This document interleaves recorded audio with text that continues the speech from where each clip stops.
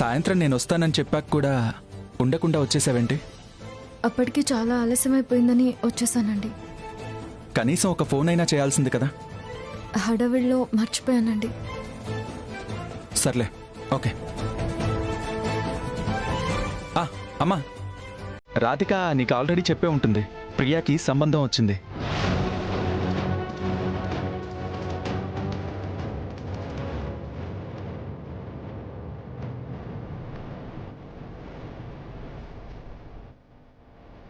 రాధికి ఈ విషయం చెప్పలేదంట బాబు. అమ్మకి ఈ విషయం తెలీదు.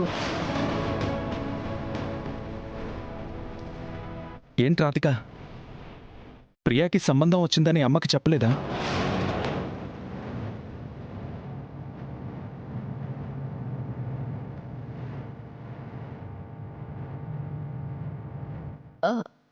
అంటే నేను వచ్చేసరికి అత్తయ్య గారు లేరండి. అయినా పెళ్లి చూపులు మాత్రమే కదా అయింది, ఇంకా పెళ్లి ఫిక్స్ కాలేదు కదా అని నేను అత్తయ్య గారికి ఫోన్ చేసి చెప్పలేదు. అమ్మా, ప్రియాని చేసుకుంటానని అడిగింది ఎవరో కాదమ్మా, అమర్.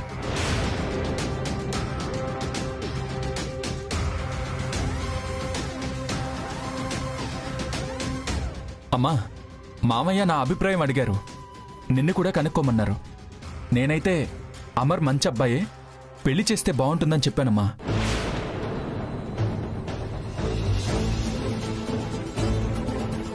నువ్వేమంటావమ్మా?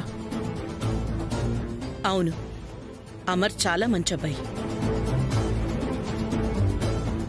అదేదో నువ్వు కాకుండా మీ మామగారే ఫోన్ చేసి అభిప్రాయం అడుగుంటే బాగుండేది.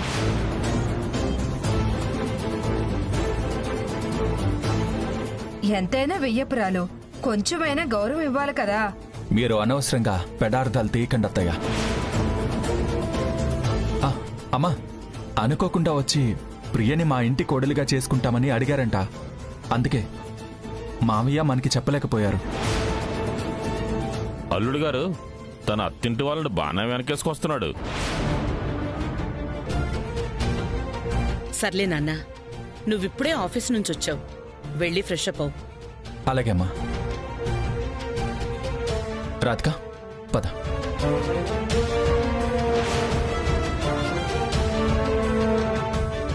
ప్రియాకి సంబంధం వచ్చిన విషయం నేను చెప్పలేదని అత్తయ్య మనసు నొచ్చుకున్నట్టుంది.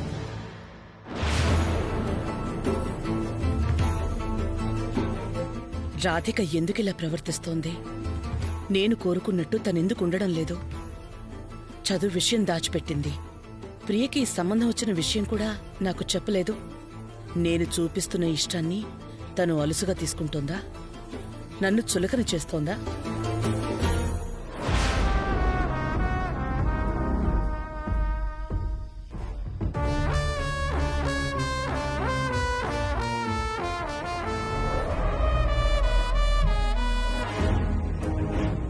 ప్రియా పెళ్లి సంగతి చెప్పలేదని రాధిక మీద నా చెల్లెలికి విపరీతమైన కోపం వచ్చింది. రాధికని మనం ఇరికించాలని చూస్తుంటే మన ప్రమేయం లేకుండానే దానికదే గొయ్యతవ్వుకుంది. ఇలాంటి సంఘటనలు మరికొన్ని జరిగితే అది బయటికి వెళ్ళిపోవడం ఖాయం.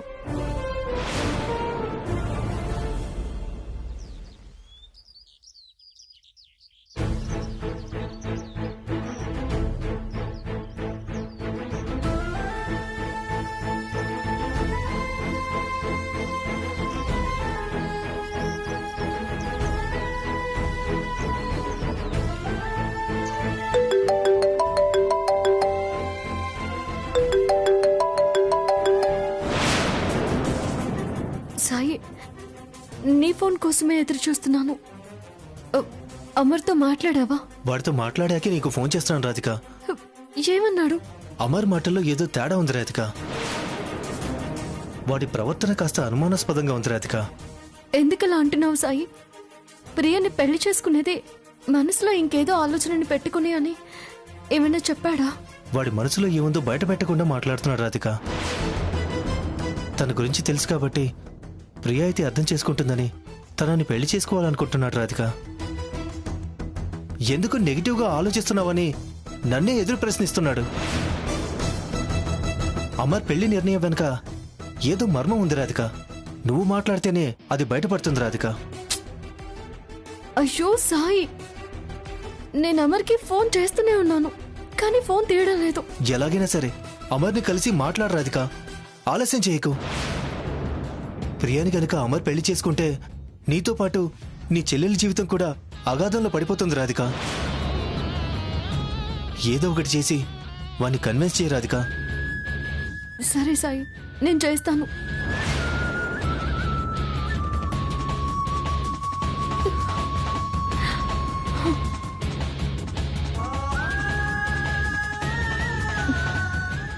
అమర్కి ఫోన్ చేయాలి.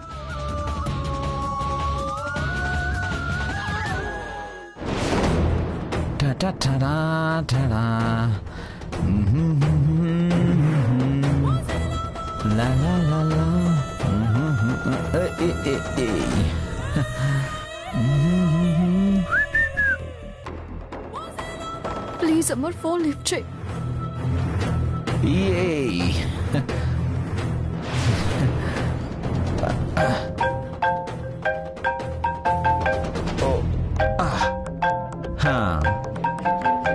ఓ రాధిక, గతంలో నువ్వు ఎప్పుడెప్పుడు ఫోన్ చేస్తావా అని నేను ఎదురు చూసేవాడిని.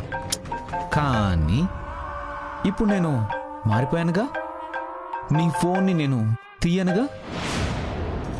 ఎందుకంటే నీకు ఎలా సమాధానం చెప్పాలో నాకు తెలియడం లేదు. హా.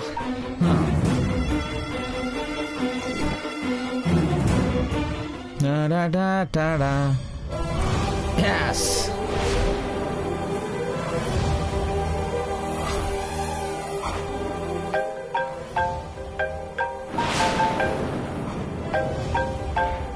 రాధిక, నా మనసులో ఎలాంటి దురుద్దేశం లేదని నీకెలా అర్థం ఎలా చెప్పాలి? నీ చెల్లెల్ని పెళ్లి చేసుకుంటే నేను మనశ్శాంతిగా ఉంటాను, తను కూడా ప్రశాంతంగా ఉంటుంది. ఇదే నిజం. సారీ రాధిక, నేను నీ కాల్ని మళ్ళీ కట్ చేస్తున్నాను. టచాక్.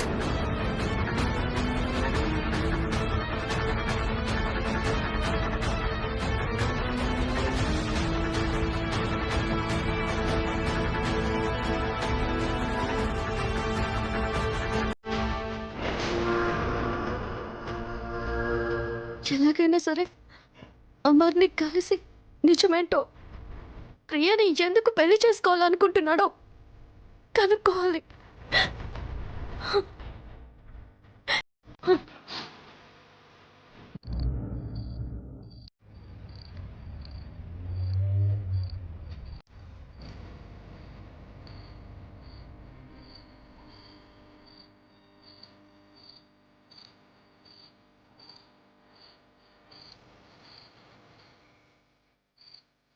ప్రియని పెళ్లి చేసుకోవాలనుకోవడం వెనుక అమర్ ఏదో పెద్ద ప్లానే వేశాడు.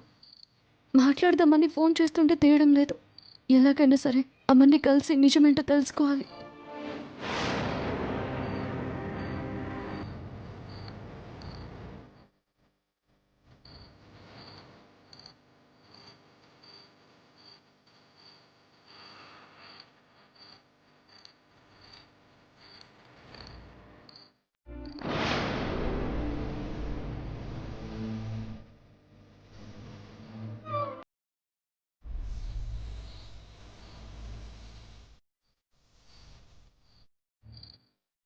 రాధిక,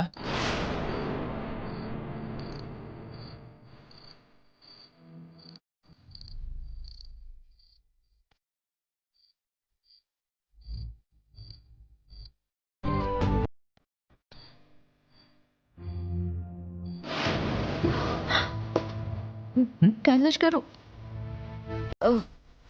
చూసుకోలేదు. I'm sorry. ఏం ఆలోచిస్తున్నావు? నేనా? ఏం లేదే. నీ మొహంలో ఏదో టెన్షన్ కనిపిస్తుంది. ఏమైంది? చచా, అలా ఏం లేదే. 2 సార్లు పిలిచినా పలకలేదంటే ఏంటి అర్థం? రాధిక, అయినా నువ్వే డాక్టర్వి, వేరే వాళ్ళ టెన్షన్ని తగ్గించాలి. నువ్వే ఇంత టెన్షన్ పడితే ఎలా? చెప్పు, ప్రియ పెళ్లి గురించి ఏమన్నా టెన్షన్ పడుతున్నావా? అవును అంటే ఎందుకు ఏంటి అని ప్రశ్నలు అడుగుతారు. ఓ, నేను నార్మల్గానే ఉన్నాను. కాకపోతే నాన్నగారి ఆరోగ్యం గురించి ఆలోచిస్తున్నాను. రాధిక, అది కూడా మైండ్లోకి తీసుకోకు, సరేనా? అవును, ఒక్కసారి తలలు కొట్టుకుంటే కొమ్ములు వస్తాయంటారు, నిజమేనా? ఇవన్నీ మీరు నమ్ముతారా? నమ్మకపోతే కొమ్ములు వచ్చేస్తే ఎంత దారుణంగా ఉంటామో ఊహించుకో. అమ్మయ్యా, నవ్వావా? సరే సరే, లేట్ అయింది, పడుకుందాం పద. రేపు ఎలాగైనా అమర్ని కలిసి విషయం తెలుసుకోవాలి. రాధిక, రా. వస్తున్నా.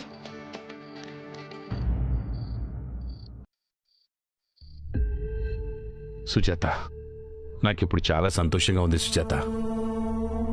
ప్రాణాలు తీసే రోగం నాకు వచ్చిందని తెలియగానే కనీసం ఒక్క కూతురు పెళ్లి కూడా చూసే అదృష్టం నాకుండదేమో అని అనుకున్నాను. పెద్ద కూతురు పెళ్లి కళ్ళారా చూశాను. ఇప్పుడు రెండో అమ్మాయి పెళ్లి కూడా దగ్గరుండి జరిపించబోతున్నాను. పెద్దలుళ్లాగే చిన్నలుడు కూడా చాలా మంచివాడు దొరికాడు. నేను అదృష్టవంతుణ్ణి సుజాత, చాలా అదృష్టవంతుణ్ణి. ఏం చేస్తాను చెప్పు సుజాత, విధికి తలవంచక తప్పదు కదా.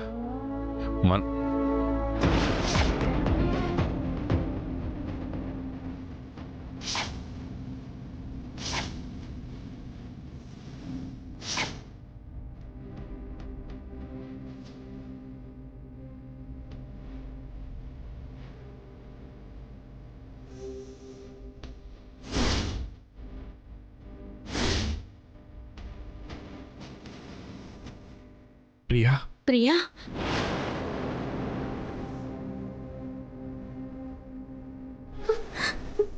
ఏమైంది?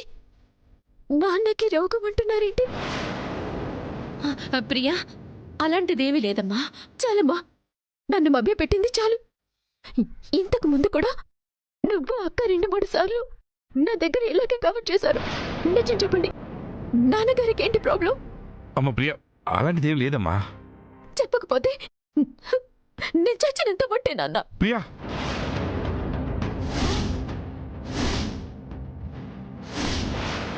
అంతమాట అనొద్దు,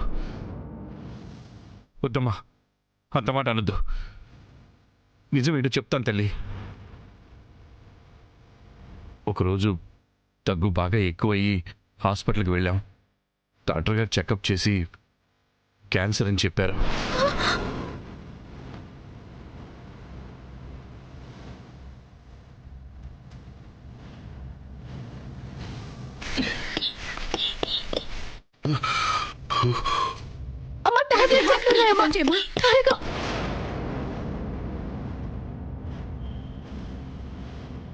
మీ నాన్నగారి కండిషన్ అయితే సీరియస్ గా ఉంది రాధిక గారు. మా నాన్నగారికి ఉన్న ఈ లుకేమియా వ్యాధికి ఆల్టర్నేటివ్ ట్రీట్మెంట్ అనేది ఏమీ లేదా డాక్టర్? మీ నాన్నగారికి 2 years నుంచి నేనే ట్రీట్మెంట్ చేస్తున్నాను. అలాంటి అవకాశం ఏదైనా ఉంటే నేనే సజెస్ట్ చేసేవాడిని.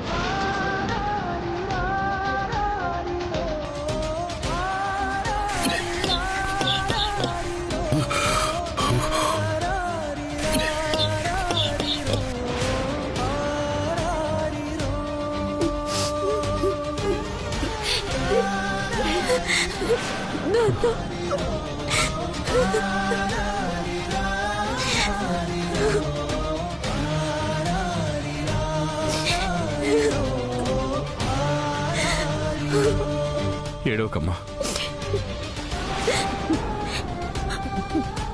నాన్నగారికి ఇంత పెద్ద ప్రాబ్లం ఉందని నాకెందుకు చెప్పలేదమ్మా? బావగారికి కూడా తెలిసి నాకు తెలియకపోవడం ఏంటమ్మా? ఎందుకు నిజాన్ని దాచి నన్ను పిచ్చిదాన్ని చేశారు? అమ్మ ప్రియా, నువ్వు తట్టుకోలేవని చెప్పలేదమ్మా. ప్రియా చూడు, నా మాట విను. ప్రియా, మీ నాన్నగారికి ఇంత పెద్ద ఆరోగ్య సమస్య ఉందని తెలిస్తే నువ్వేమైపోతావుదని చెప్పలేదు తల్లి. ఊరుకోమ్మా, నా బంగారు తల్లి, ఏడవకు. నాకు అసలు ఈ పెళ్ళవద్దు. నాన్నగారికి ఎలాంటి జబ్బు పెట్టుకొని నేను పెళ్ళి ఎలా చేసుకుంటాను? నేను పెళ్లి చేసుకోను. నేను అసలు పెళ్లి చేసుకోను.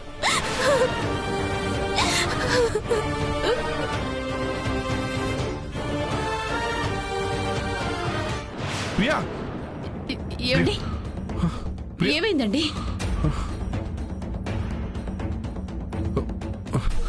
ఏమండి ఎక్కడికి వెళ్తున్నారు?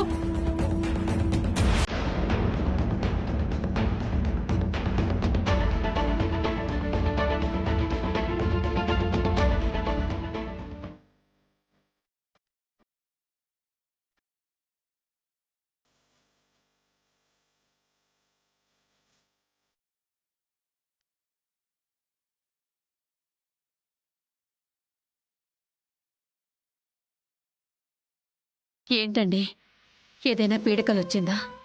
అవును సుజాత, నాకున్న జబ్బు గురించి ప్రియాకి తెలిసిపోయినట్టు కలొచ్చింది. ఈ పెళ్ళయ్యేంత వరకు ఈ నిజం అమ్మాయికి అస్సలు తెలియకూడదు. అలాగేనండి. ఇన్ని రోజులు తెలియకుండా చూసాం, ఇంకొన్ని రోజులు చూడలేమా? ఇవన్నీ మర్చిపోండి. మీరు ప్రశాంతంగా పడుకోండి. రండి వెళ్దాం.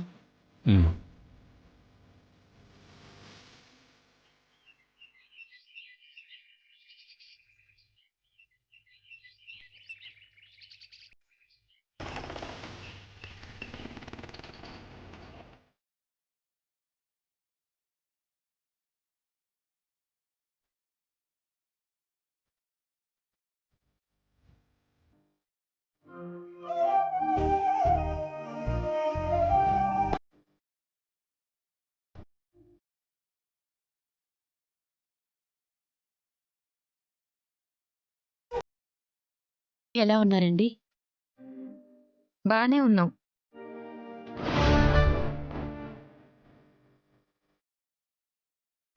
శకుంతలాదేవి గారు ఉన్నారా? కృష్ణమూర్తి గారు,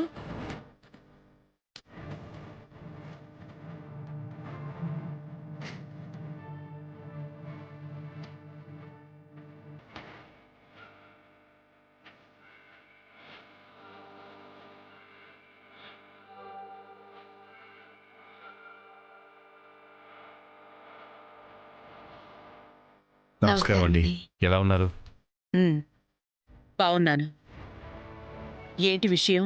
ఒక ముఖ్యమైన విషయం మీతో చెప్పి ఆ సంతోషాన్ని మీతో పంచుకుందామని వచ్చాం. అంతా అయ్యాక ఇప్పుడు ముఖ్యమైన విషయం ఏముంది? సంతోషం పంచుకునేదేముంది?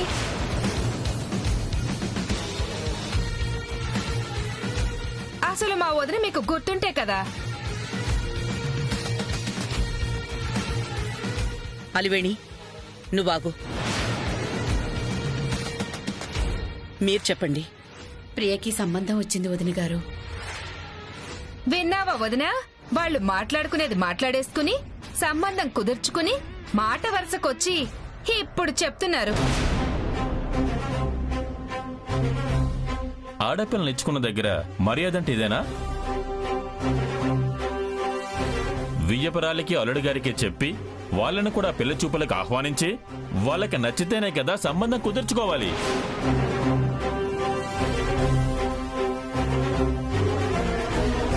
మీ ఇష్ట ప్రకారం మీరు నిర్ణయాలు తీసేసుకుని ఇప్పుడు చెప్పడం ఏ పద్ధతి అండి? అలాంటిదేం లేదండి. ఎందుకండి ఇప్పుడు ఈ కంటి తుడుపు మాటలు? పాపం మా వదిన మీ చిన్నమ్మాయిని కూతుర్లా భావించి తానే దగ్గరుండి పెళ్లి ఘనంగా చేయాలనుకుంది. మీరేమో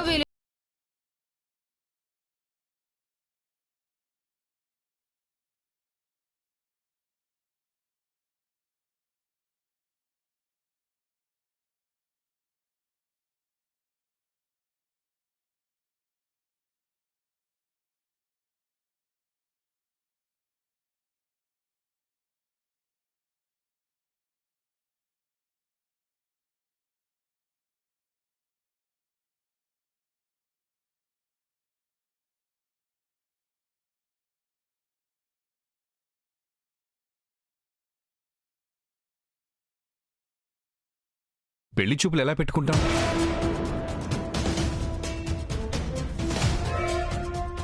అమర్ మాకు మాట మాత్రమేనా చెప్పకుండా తల్లిదండ్రులతో వచ్చి ప్రియాని పెళ్లి చేసుకుంటాను అని అడిగాడు. అందుకే మీకు కబురు చేసే సమయం లేకుండా పోయింది. ఇప్పుడు కూడా మీరు ఒప్పుకుంటేనే మీ ఆధ్వర్యంలోనే ప్రియా పెళ్లి జరగాలి. నా చెల్లెలు ఒప్పుకోకపోతే పెళ్ళి ఆపేస్తారా?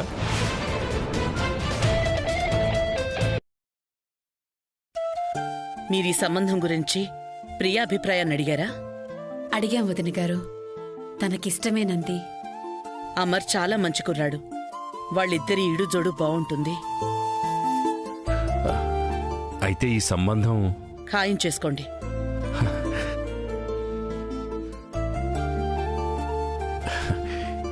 ఈ సంబంధం మాకిష్టమేనని ఇప్పుడే అమర్ వాళ్ళకి చెప్పేస్తాను. చెప్పండి. అమ్మాయి అల్లుడు గారు లేరా వదిన గారు? లేరు, బయటికెళ్లారు. సరే, నాకు కూడా కొంచెం పనుంది. ఈ స్వీట్స్ తీసుకోండమ్మా.